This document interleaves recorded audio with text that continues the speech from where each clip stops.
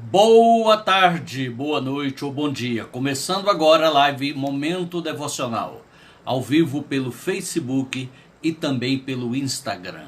Obrigado por sua companhia, por sua presença aqui para juntos nessa hora meditarmos, refletirmos na palavra de Deus, no sermão profético de Jesus, hoje no subtema o grande julgamento ou julgamento das nações, no Evangelho de Mateus, capítulo 25, a partir do verso 31.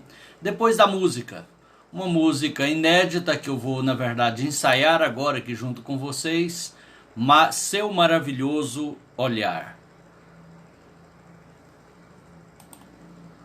Muito bem, buscando aqui a letra, só um momentinho. O aparelho fica na frente aqui da tela do computador e às vezes eu tenho que me encurvar para ver a letra. Mas vamos lá, Seu Maravilhoso Olhar.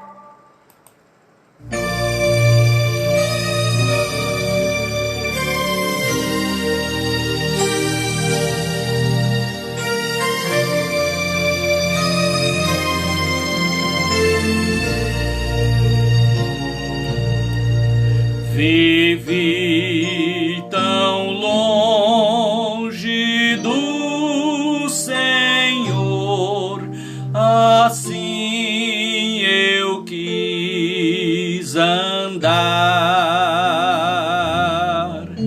até que eu encontrei o amor em seu bondoso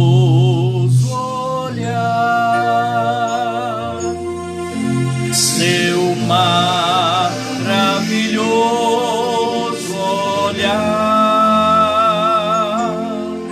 seu maravilhoso olhar, transformou meu ser, todo meu viver, seu maravilhoso olhar, seu corpo,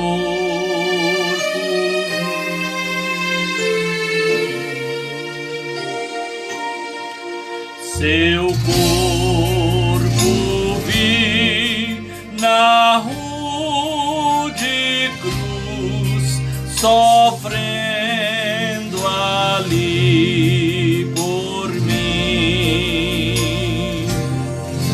e ouvi a voz do meu Jesus, por ti morri assim,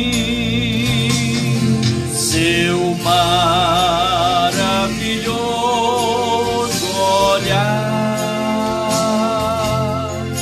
seu maravilhoso olhar, transformou meu ser, todo meu viver, seu maravilhoso olhar.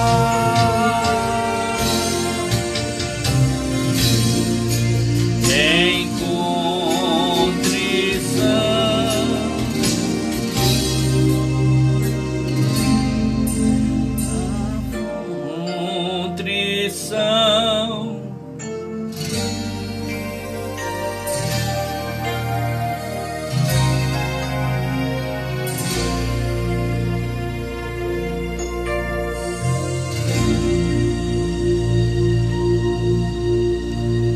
boas-vindas, amigo, irmão Selguiano, Eliseu Amorim. Deus abençoe você e toda a sua família.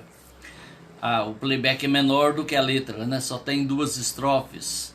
Perdoe pelos erros, foi apenas um ensaio. Boas-vindas, irmão Rony Souza Esteves e família. Deus abençoe a todos vocês. E eu trago hoje a exposição de Mateus 25, do 31 até o 46, que é a finalização do chamado Sermão Profético de Jesus, que começa no finalzinho do capítulo 23, percorre todos os capítulos 24 e 25. É o segundo maior discurso de Jesus, inclusive nele estão algumas parábolas, e o maior é o Sermão da Montanha, nos capítulos 5, 6 e 7 de Mateus. E o segundo é o Sermão Profético de Jesus, nos capítulos 24 e 25 de Mateus, onde vários eventos escatológicos são listados, apresentados de forma resumida, porque era o que os discípulos podiam suportar ou perceber naqueles dias. Jesus disse: tenho muito que vos contar, mas vós não o podeis suportar agora. E depois os apóstolos, sobretudo o apóstolo Paulo, mas também o apóstolo Pedro, o apóstolo João, escreveu acerca dos eventos escatológicos ou futuros do calendário da profecia, alguns dos quais já se cumpriram, outros estão se cumprindo e outros em breve se cumprirão. E eu quero então agora pedir a sua especial atenção para esse momento de reflexão bíblica, e quero aqui agora colocar um fundo musical, né, para nosso enlevo, fica gostoso, né? E quero convidar você a abrir sua Bíblia. Abra sua Bíblia, o smartphone ou a Bíblia física, em Mateus capítulo 25, a partir do versículo 31, o julgamento das nações. Enquanto você vai abrindo, eu quero aqui dar boas-vindas também ao irmão Edwilson José, sempre acompanhando aqui as nossas lives.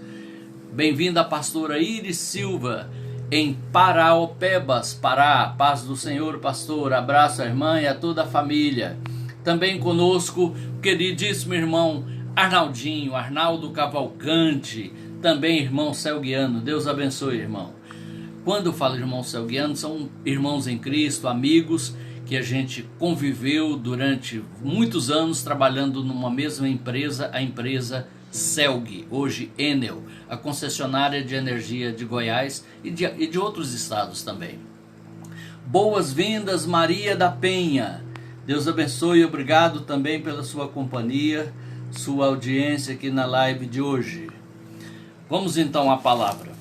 Enquanto você acha aí, eu ainda quero adiantar mais que no Novo Testamento existem listados para acontecer 3 julgamentos. 3 julgamentos. Em um deles a palavra é bema, que é o mesmo que plataforma onde se entrega os troféus, as recompensas, as coroas ou galardões para os vencedores dos Jogos Olímpicos. E é claro, os escritores do Novo Testamento pegaram emprestada essa palavra da língua grega, a palavra bema, para se referir a uma circunstância em que Cristo se sentará para julgar as obras, o trabalho, as atitudes das pessoas, as ações e atitudes, e não as próprias pessoas. Agora tem uma outra palavra, a palavra grega tronos, que é aquela em que pessoas, indivíduos serão julgados. Esse termo, tronos, é usado apenas com relação ao grande trono branco, ao juízo final, em que todos os vivos e mortos, grandes e pequenos, serão julgados um a um conforme as suas obras. E se o nome não está no livro da vida, serão lançados no lago que arde com fogo e enxofre.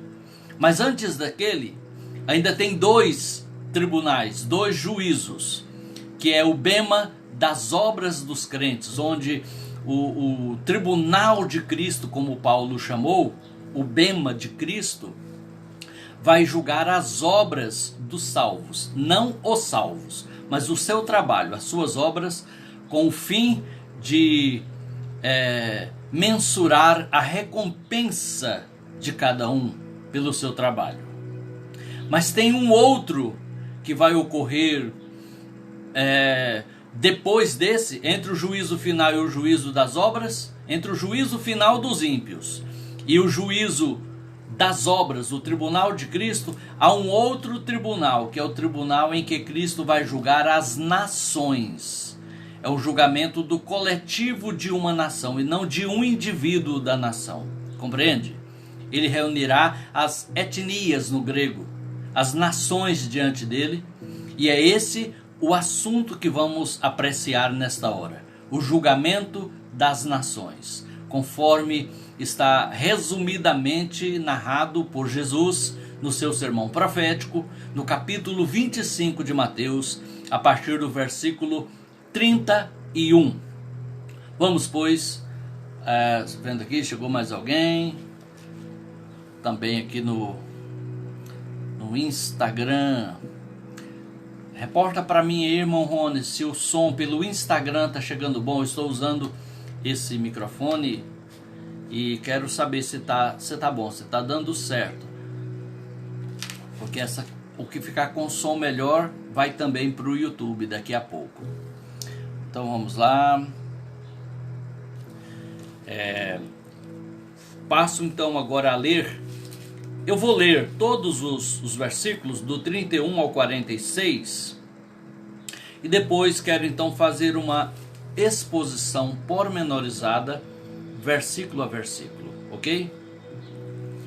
Quando vier o Filho do Homem na sua majestade e todos os anjos com ele, então se assentará no trono da sua glória e todas as nações serão reunidas em sua presença, e ele separará uns dos outros, como o pastor separa dos cabritos as ovelhas, e porá as ovelhas à sua direita, mas os cabritos à esquerda. Então dirá o rei aos que estiverem à sua direita: Vinde, benditos de meu Pai, entrai na posse do reino que vos está preparado desde a fundação do mundo. Porque tive fome e me destes de comer, tive sede e me destes de beber, era forasteiro e me hospedastes, estava nu e me vestistes, enfermo e me visitastes, preso e fostes ver-me. Então perguntarão os justos: Senhor, quando foi que te vimos com fome e te demos de comer? Ou com sede e te demos de beber? E quando te vimos forasteiro e te hospedamos, ou nu e te vestimos? E quando te vimos enfermo ou preso e te fomos visitar? O rei respondendo lhes dirá: Em verdade vos afirmo que sempre que o fizestes a um destes meus pequeninos irmãos, a mim o fizestes. Então o rei dirá também aos que estiverem à sua esquerda: Apartai-vos de mim, malditos, para o fogo eterno, preparado para o diabo e seus anjos. Porque tive fome e não me destes de comer, tive sede e não me destes de beber. Sendo forasteiro não me hospedastes, estando nu não me vestistes, achando-me enfermo e preso, não fostes ver-me. E eles lhes perguntarão: Senhor, quando foi que te vimos com fome, com sede, forasteiro, nu, enfermo ou preso, e não te assistimos? Então lhes responderá: Em verdade vos digo que sempre que o deixastes de fazer a um destes mais pequeninos, a mim o deixastes de fazer. Irão estes para o castigo eterno, porém os justos para a vida eterna. Muito bem. Por estar de uma forma muito condensada, muito resumida, muitas vezes o discurso do sermão profético de Jesus não é bem compreendido, porque ele já está ampliado no ensinamento dos apóstolos, do apóstolo Paulo, do apóstolo João, do apóstolo Pedro, um pouquinho, né, uma gotinha lá na epístola de Judas, e aqui está assim, parece que muito condensado, muito resumido. Mas antes quero dar boas-vindas também para a querida irmã Ruth Ferreira, minha conterrânea, irmã Eide da Silva, Pereira da Silva. Boas-vindas, irmã Eide. Muito bem, prosseguindo, bem-vinda, cantora Idelma de Paula. Boas-vindas, obrigado por sua presença na live de hoje. Hoje estamos falando do julgamento das nações. O primeiro julgamento que vem aí, logo após o arrebatamento da igreja, é o tribunal de Cristo. Só para não misturar, só para ficar bem claro, bem separadinho, né? É um julgamento que não vai julgar pessoas, mas sim o seu trabalho. Porque uma vez que já foram arrebatados e compareceram diante do Bema, o tribunal de Cristo, é porque estão salvos e já foram até arrebatados, inclusive se mortos, ressuscitados, se vivos, transformados para o corpo de glória, o corpo que alcançaremos para viver a eternidade. E isso se dará após o arrebatamento. Mas depois da grande tribulação, que é 7 anos depois do arrebatamento, é o tempo que vai durar a grande tribulação. Aí Jesus, que veio oculto, que veio até as nuvens, e a igreja foi encontrar com ele, agora não, ele não virá oculto, ele virá de forma visível, física, literal. Seus pés tocarão o Monte das Oliveiras de novo, de onde ele subiu para o céu, 40 dias depois da sua ressurreição. E aí, é nesse momento, é nesse evento em que ele vai reunir as nações que sobreviveram aos castigos, aos flagelos da grande tribulação, para julgar quais estão aptas a entrar no reino. E um dos critérios, aliás, o critério principal que permitirá que a nação entre no reino milenial de Cristo é gente viva mesmo, gente em corpo, não é gente em corpo de glória não, são pessoas humanas normais.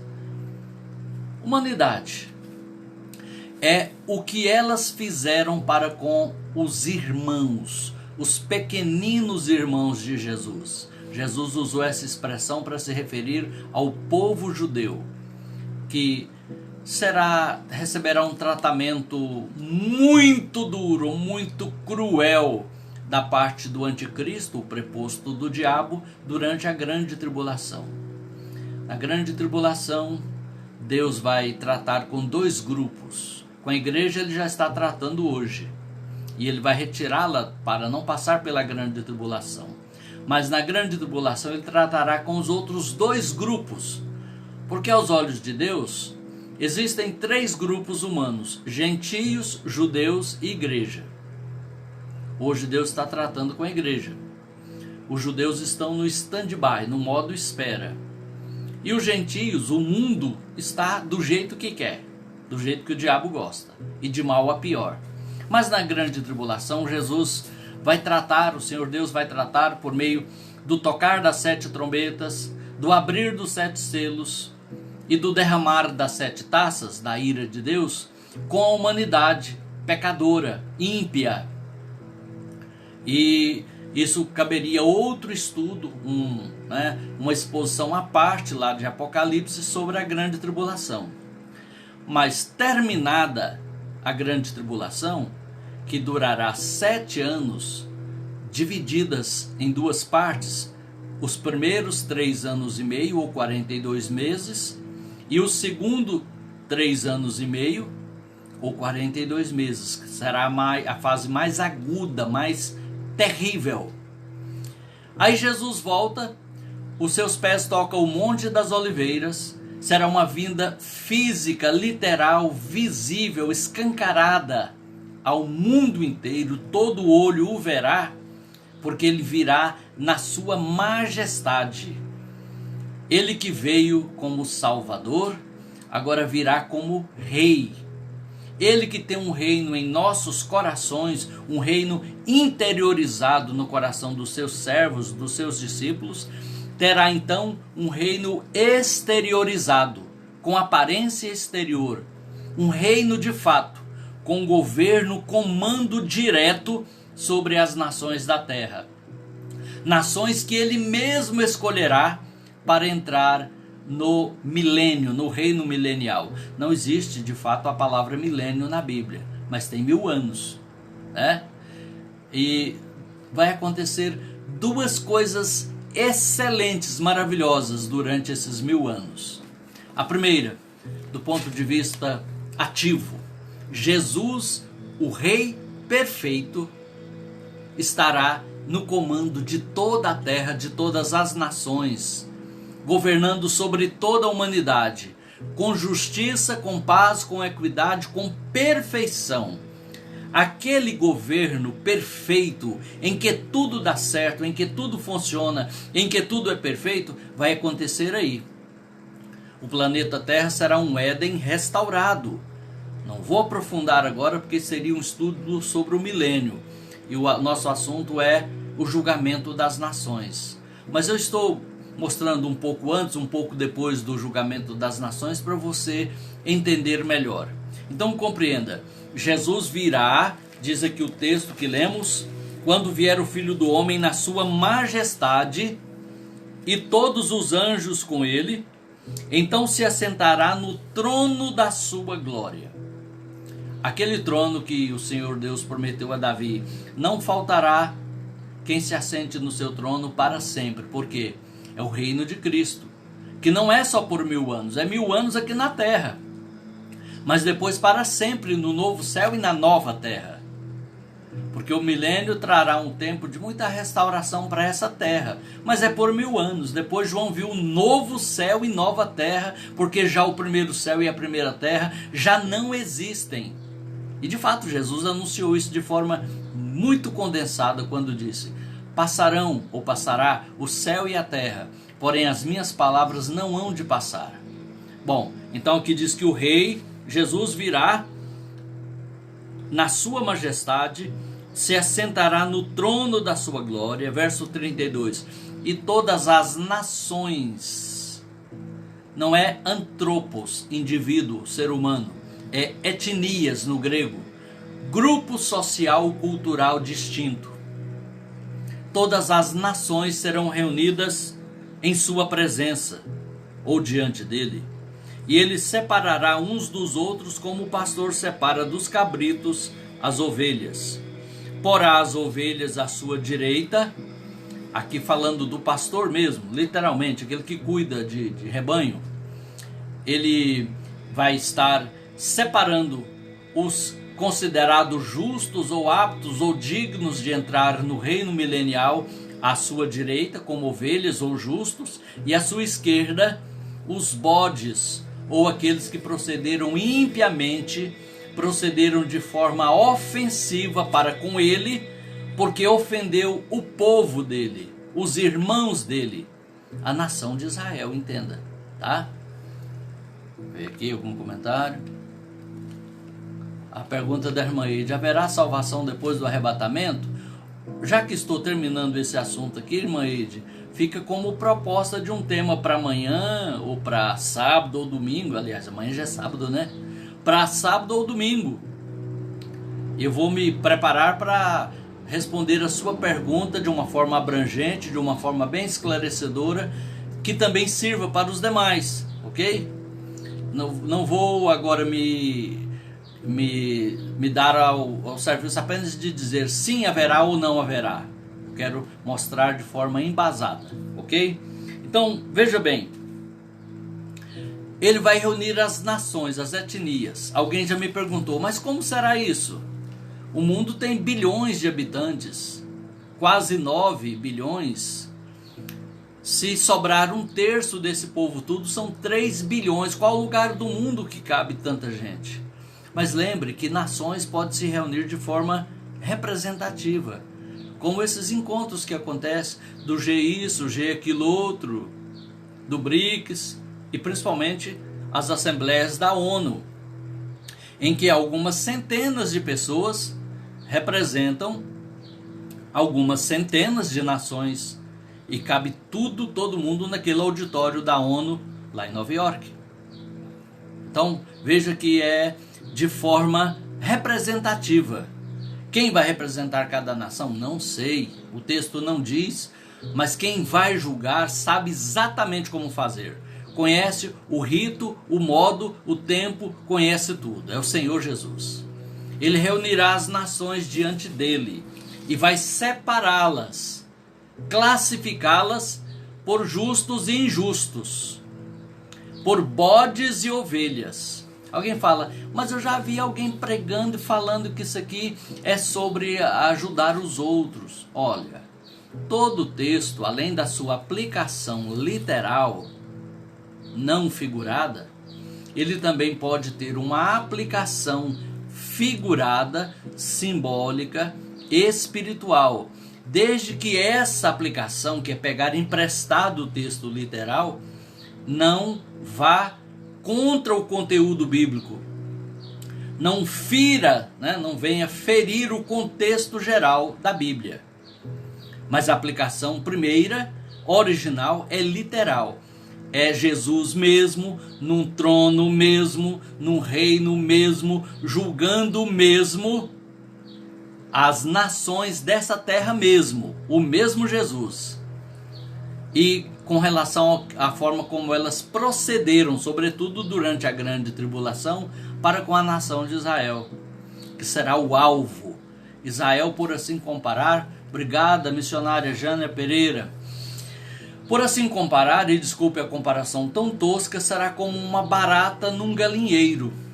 O anticristo, na segunda metade da grande tribulação, quando Israel romperá o seu pacto feito com ele no início da grande tribulação, vai espezinhar aquela pequena nação até o ponto de quase destruí-la, de riscá-la do mapa. Mas Jesus vem, o rei vem, agora em glória, do jeito que eles esperavam lá no primeiro século, mas ele veio em humildade, mas agora não, ele virá na sua majestade, na sua glória, e se assentará no trono. Nada de jumentinho e mantos e palmas, agora ele vem em glória com corte celestial, com todos os seus anjos, diz aqui, ó, com todos os anjos com ele. Entendeu? E ele virá literalmente para reinar, literalmente, ao pé da letra, reinar, governar, como hoje um governante político governa. Só que é claro, o governante político, a partir do fato comprovado de que é imperfeito, limitado e muitas vezes até mal intencionado, acaba tudo dando mais errado do que certo. Mas com aquele que tem todo o poder, toda a glória, toda a autoridade, isso não se dará. Inclusive, as coisas com Deus, na pessoa do seu Filho Jesus também, são tão organizadas, como eu costumo dizer, Deus não amarra com arame, não remenda com durepox e nem cola com super bonder. As coisas de Deus são originais, bem feitas e perfeitas. Então, ele nem vai permitir que essa escória da humanidade, as nações que perseguiram o povo escolhido, o povo eleito, com o qual Deus tem planos futuros, entre no milênio. Olha aqui como que o texto prossegue. Ele dirá aos que estiverem à sua direita, diz o verso 34, vinde benditos de meu Pai, entrai na posse do reino. Não está falando de salvação eterna, está falando de reino. Reino mesmo, literalmente. Um governo de um humano, que é ao mesmo tempo 100% humano e ao mesmo tempo 100% Deus. Seu nome, Jesus de Nazaré. Jesus Cristo. Jesus, que quer dizer Jeová é salvação, e Cristos, que quer dizer o ungido, o Messias. Ele reinará. Ele reinará. Ele é o Rei da glória. Levantai-vos, ó portais eternos, para que entre o Rei da glória. Quem é o Rei da glória? O Senhor poderoso na batalha, Jesus Cristo. Ele virá e diz aqui, ele dirá, entrai na posse do reino que vos está preparado desde a fundação do mundo. Então, Deus trabalha com propósitos, com projetos, com coisas planejadas na sua sabedoria, na sua onisciência, na sua eternidade, e esse reino já está preparado. Não é algo assim que vai acontecer por acaso. Está preparado. E aqueles que forem aptos entrarão nesse reino. Qual o critério? Jesus prossegue. Entrai e tomai posse do reino, porque tive fome, me destes de comer, tive sede, me destes de beber, etc, etc, e etc. E os justos então vão dizer assim, te demos de comer, de beber, te visitamos, te curamos quando estava enfermo, te vestimos quando nu. Quando foi que isso aconteceu? Jesus falou, na verdade vocês fizeram ao meu povo, aos meus pequeninos irmãos, e todas as vezes, cada uma das vezes que vocês fizeram aos meus pequeninos irmãos, a mim me fizestes. Bom, podemos aplicar simbólica e espiritualmente que quando cuidamos do próximo estamos agradando a Jesus? Sim, claro. Mas literalmente o texto quer dizer aquilo que as nações farão ao povo judeu durante a grande tribulação. Que fique claro o que é literal, profético, e o que é figurado. Aplicação figurada é tomar emprestado o sentido do texto. E aí Jesus também vai se dirigir a esse grupo dizendo, o segundo grupo, verso 37. Não é ainda. 41. Então o rei, aqui agora ele é apresentado como rei, não é mais o filho do homem,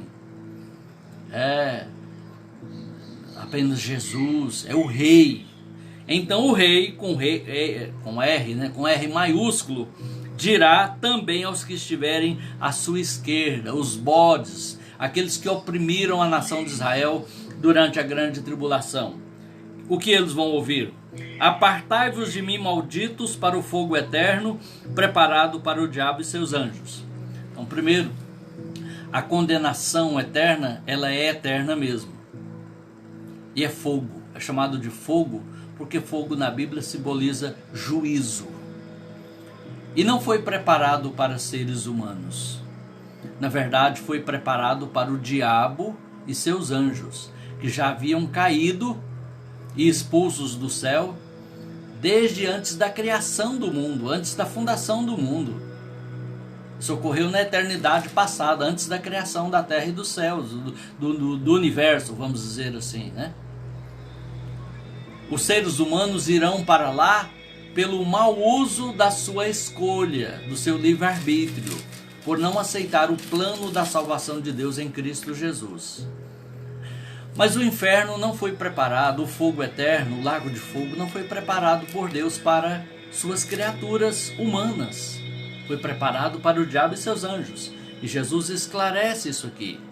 E aí Jesus disse, porque tive fome, tive sede, fui forasteiro, estive nu, enfermo, preso, e vocês não me cuidaram. E eles de igual modo vão perguntar, nós te vimos com fome, com sede, nu, não te hospedamos, não te curamos, não te visitamos quando esteve preso? Quando foi isso? Não recordamos de tê-lo feito. Jesus disse, todas as vezes que vocês maltrataram o meu povo, os meus irmãos, os meus pequeninos, foi a mim que vocês maltrataram. Boas-vindas, irmã Marisa Félix, Petrolina, Pernambuco. Obrigado por sua companhia na nossa live de hoje. E aí, diz o texto,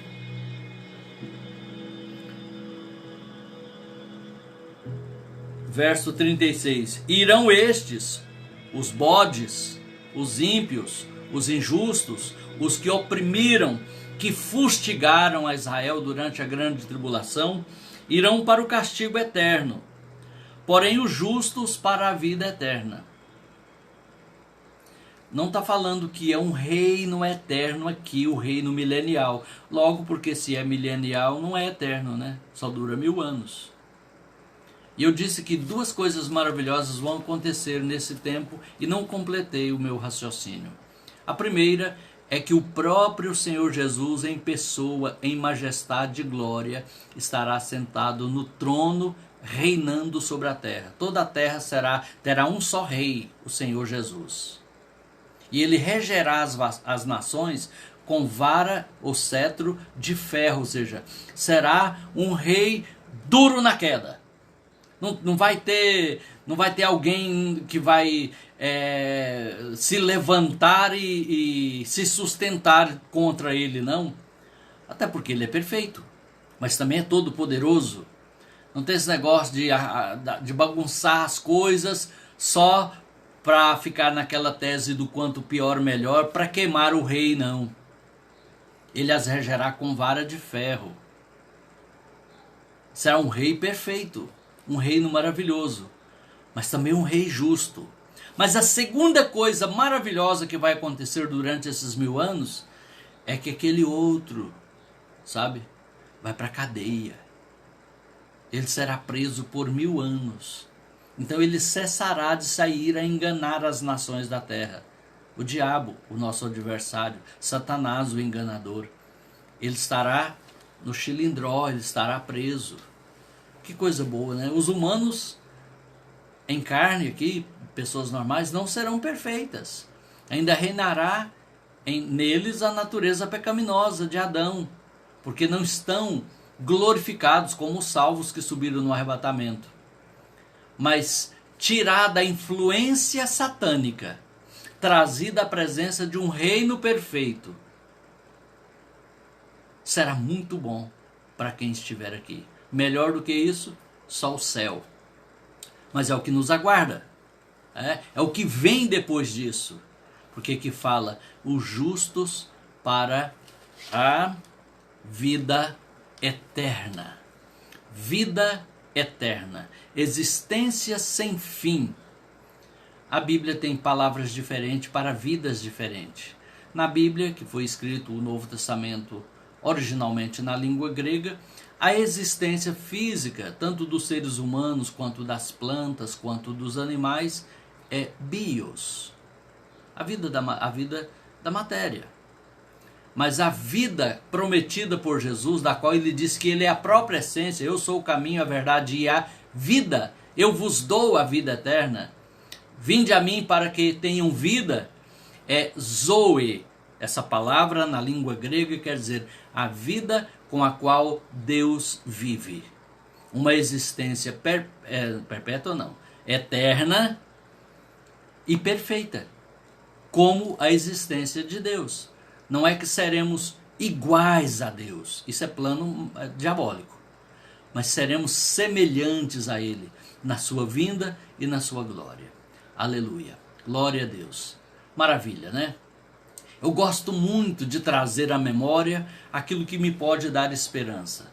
As promessas bíblicas, as profecias, a palavra profética, ela enche a nossa alma de confiança, de alegria, de saber, por meio das promessas de Deus, que todo sofrimento, toda dor é apenas por enquanto. Tudo vai ter fim. O que nos espera, disse o apóstolo Paulo, são coisas que a mente não pensou, o olho não viu, o ouvido não ouviu. São justamente aquelas que Deus tem preparado para aqueles que o amam. Maranata, ora vem, Senhor Jesus. Alegremos o nosso coração, irmãos. Confirmemos cada vez mais a nossa esperança. Façamos cada vez mais firme a nossa vocação, a nossa chamada, a nossa convicção, porque muito breve Jesus voltará. E aí, o que temos realmente, onde temos posto o nosso coração, a nossa esperança? Eu gostaria de terminar nessa tarde, antes de orar, trazer mais uma música e convidar você, se você precisa, se você sente essa necessidade, dá uma olhada em si mesmo, faz uma autoanálise e vê se há alguma coisa. Peça ao Senhor para te ajudar, o Espírito Santo faz isso.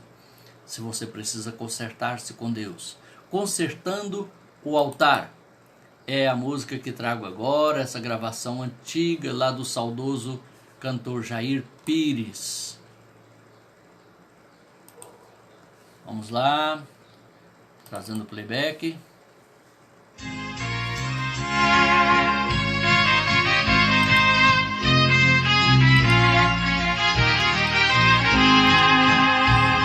preciso pensar mais em Deus, mas em Deus eu preciso pensar. Minha vida está desalinhada, minha vida eu preciso alinhar. Meu altar está desarrumado, meu altar eu preciso arrumar. Crente assim desta maneira, no céu não pode entrar. Meu altar são as pedras que desmoronaram dos meus dias que tristes passaram, quando longe de Deus eu fiquei. Meu orgulho foi a causa dos pecados meus, esqueci de pensar mais em Deus, vaidoso assim fracassei. Descobri que o homem sem Deus não é nada, é um luzeiro de luz apagada. Foi assim que distante chorei.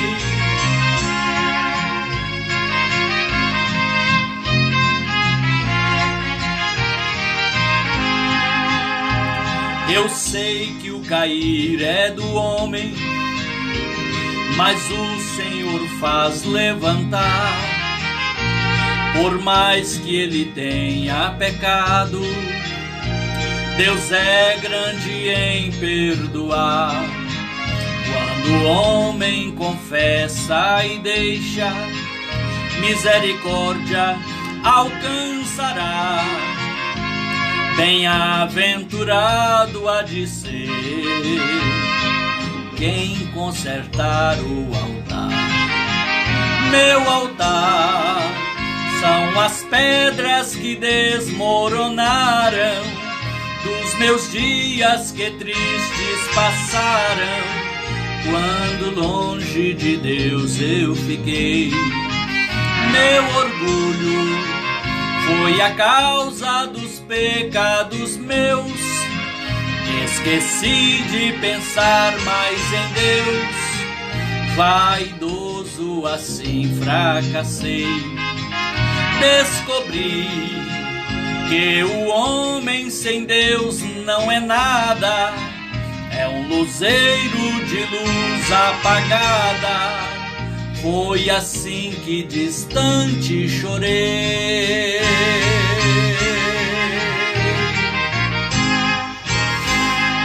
Amém e graças a Deus. Chegando agora já ao momento da oração, vou chamar aqui o coral da Assembleia de Deus lá de Taubaté, São Paulo, cantando um lindo hino do cantor cristão Ao Pé da Cruz. Enquanto o coral vai louvar a Deus, coral e orquestra, nós vamos ouvir um trecho e depois vamos orar.